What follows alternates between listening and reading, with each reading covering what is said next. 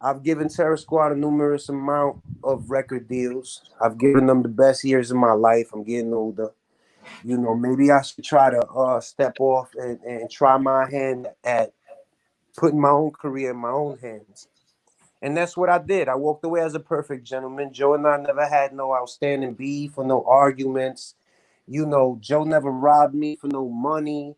It was never about no bread or no nothing. It was simply about music. I just felt like he and I could do bigger things as far as music goes. And you know, um, I didn't know that he was going through his shit. He didn't know I was going through mine. Nobody knew Remy was going through hers, and that's just a recipe for destruction, I guess. You know what I mean?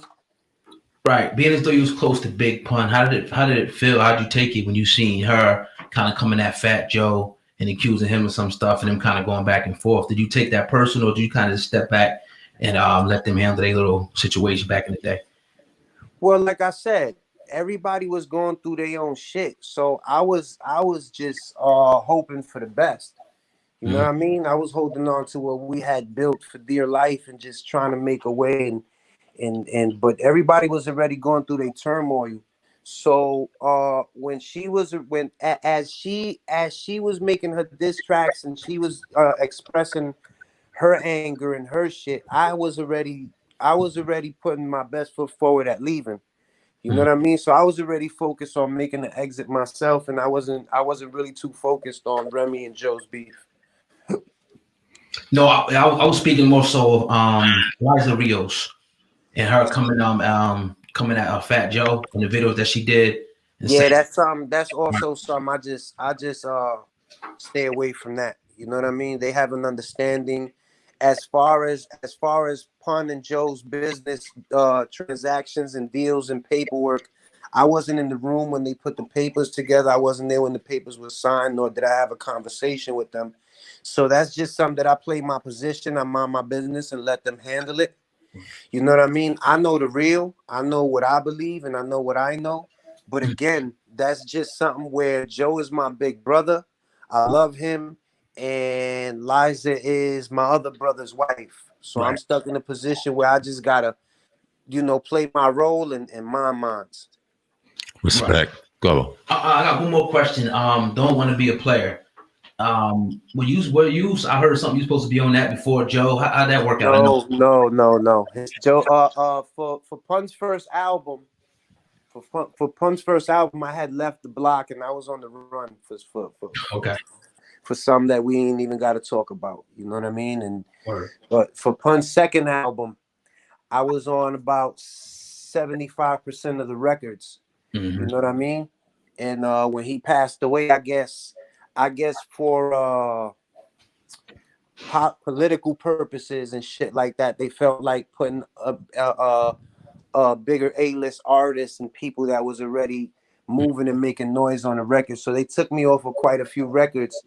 And the most significant record that really bothered me was "It's So Hard."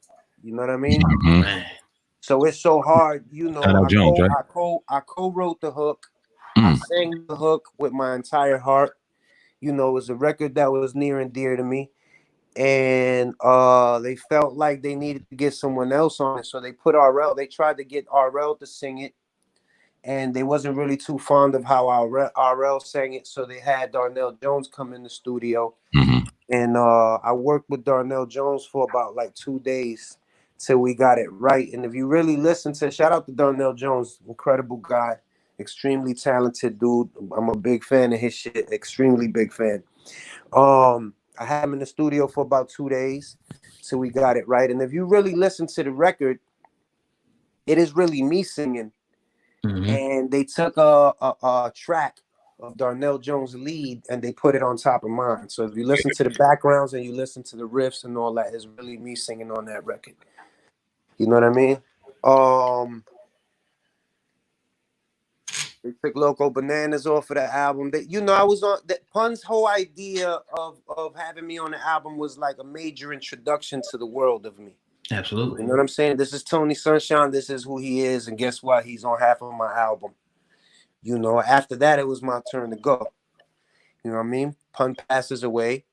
and things took a different turn. I respected it because he wasn't there to voice his opinion, and I was just trying to get in the game by any means necessary. So I played my position, as well as 100% the record. I didn't get no credits for creative, control on the record and just putting the ideas together. But that's cool. I was just happy to be part of the game and be in the rooms. You know what I mean? The business is a dirty game. And how did you? Dirty game. It was a dirty game. I in the beginning of my career, I really never got no type of recognition and no type of checks and shit like that, publishing the royalties for my shit. I had to wait till I got older and smarter and get into my craft a little more. You know what I mean? You got into it early too. I mean, so who was there to tell you what to sign? And I'm not saying anybody did you dirty, but who was there to tell you, nah, dog, you deserve more than this, you deserve more than that? If you could go back and do it different, how would you do it different? Well, I would definitely be on top of my game and absorb more. You know what I mean? Because as an artist, as an individual, it doesn't matter your age. You have to be taught from the very beginning to be observant, to be on top of your game and study your craft. And that's just something that we was all young and dumb. I'm not going to blame nobody, and I'm not going to say anyone took advantage, because we all got taken advantage of. Each and every one of us, including Fat Joe. Mm-hmm. You know what I'm saying? We all had to learn. We all had to receive bumps and bruises, and we all had to wake up at some point. So it is what it is. You got to charge it to the game. There ain't an artist in this world right now that can say that they didn't get jerked some way, somehow, one way or another. Facts. You know what I mean? It's just part of the growing pains. You know what I mean? Absolutely. Talk about growth. I mean, you talk about wild ass stories. You say anything we probably heard was true. Obviously, we know how living in the hood, you don't really think you're going to get to a certain age. So once you do, it's kind of like, damn, the twilight of your life. You see Fat Joe and what he's doing now. You see what you're doing. Just talk about how proud it is to see you guys at the age you are doing the things you guys are doing. Well, I'm definitely happy to be here, man. The things I've been through and the places the rooms I've been in, and there was a time where I thought I was going to see past a certain age because I was a wild boy. Mm. You know what I mean? I didn't think I was a wild boy, but being told I was a wild boy and then turning around now at the age I'm at and the growth that I've allowed myself to have, I turn around and I realized, like, yo, I was a wild. Yeah. I was, you know what I mean? Like X Tentacion and 6ix9ine before the snitching and Rowdy Rebel and Bobby Shmurda and all them little niggas. Like, I was all of them at the same damn time. You know what I mean? Like, on my mother. If there would have been social media back then, the way it is now, like, there would have been no stopping me. Back then, what back then was being done now was frowned upon. Mm-hmm. You know what I mean? So 15 years ago, when I was making trap music, you know what I mean, minus the trap beats, and I was the R&B singer that was rapping, they was telling me, yo, that's not the wave. R&B singers don't do that, and they don't move, and nah, they don't. Fast forward 15 years later, is the wave. I was trying to convince them 15 years ago.